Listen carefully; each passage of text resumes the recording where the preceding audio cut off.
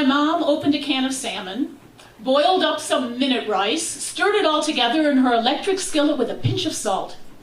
And as a kid, I loved salmon and rice, a simple dish, and I asked Mom, could we have it more often?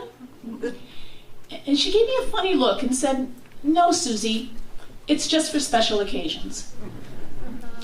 Well, I pondered that and announced that I was going to have salmon and rice for my birthday dinner. No, Susie, she said, not that kind of occasion. Well, I'll explain it when you're older. And you know, I was a curious kid and I heard that a lot, so I let it drop. Now, Monday to Friday, my mom cooked dinner, but on the weekends, Dad took over in the kitchen. And he was a very good cook. He had worked his way through college and then law school as a short order cook in a busy diner. But then, in his next to last semester of law school, he dropped out. He took an exit off that highway he was on because Japan bombed Pearl Harbor and the U.S. entered World War II, and he enlisted in the Navy. Now, he wanted to be in naval intelligence and be a spy, but the recruiter looked at his application, and it says here, you've worked as a cook? Yes, sir. Well, the Navy needs cooks. And so he shipped out to Kodiak Island in the Aleutian chain off of Alaska as a cook second class in the Navy Seabees. Now, to this day, there is a military base on Kodiak. But during World War II, it was huge. As many as 15,000 people stationed there. There was a shipyard and an airstrip and a hospital, and every one of those people had to eat 3 times a day. You've probably heard Napoleon's famous quotation, "An army marches on its stomach." And it's true, and the cooks worked really hard. Now, because it was an island, and because it was largely undeveloped, all of the supplies and all of the food had to arrive by ship, which was not a problem until the time the ship didn't come. And they panicked in the kitchen because they were running low on everything: meat, eggs, potatoes, vegetables, fruit, dairy. Well, there was one thing they had a lot of: rice. They had sacks and sacks of rice, thanks to some military snafu, piled to the ceiling of the warehouse, but not much else. But they also had a little luck, because it was the season when the salmon were running. And every river and stream that flowed down from the hills of Kodiak to the ocean was filled bank to bank with glistening fish struggling upstream to their ancestral spawning grounds.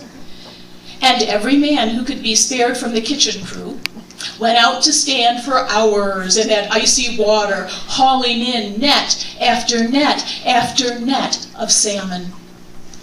And then every one of those fish had to be gutted and filleted. And so the men on Kodiak Island did not go hungry. They had salmon and rice for dinner, and salmon and rice for lunch, and even some salmon and rice for breakfast until the next supply ship got through. And by the end of that time, nobody, especially the cooks, ever wanted to see salmon again. Now, those are the kinds of stories my dad told me about the war. I had friends whose fathers served, and they would not talk about it. But Dad, he wasn't at the front. He never saw combat. He loved his time in Alaska. He used to tell my sisters and me stories about, well, like the shortest night of the year up there so far north, when he and his buddies climbed a mountain at sunset, watched the sun drop in the west, smoked one cigarette, and turned around to see it come up in the east.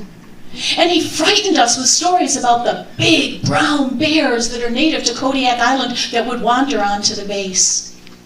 And he talked with so much longing and so much love about the beauty of the coast, of the ocean and the rivers, the majesty of the mountains and the deep silence of the forest.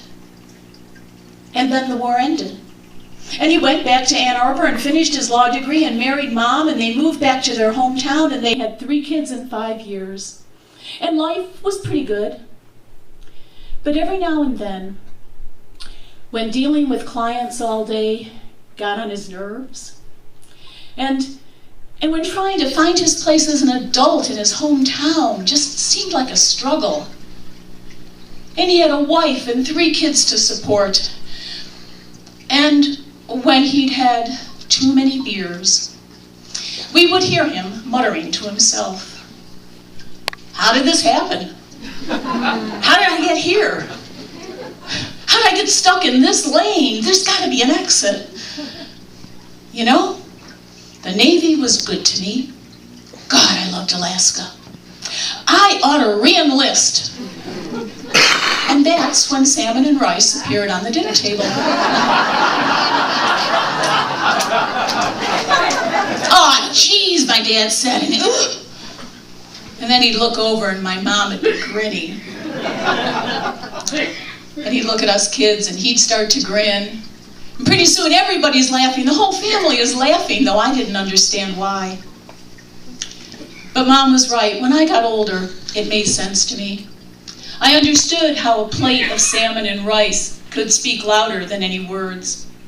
And I knew that when my dad looked at that on the dinner table, he realized life in Alaska wasn't perfect. And when he looked up at his wife and his kids, he must have been thinking, right here, right now, this is pretty good. Thank you.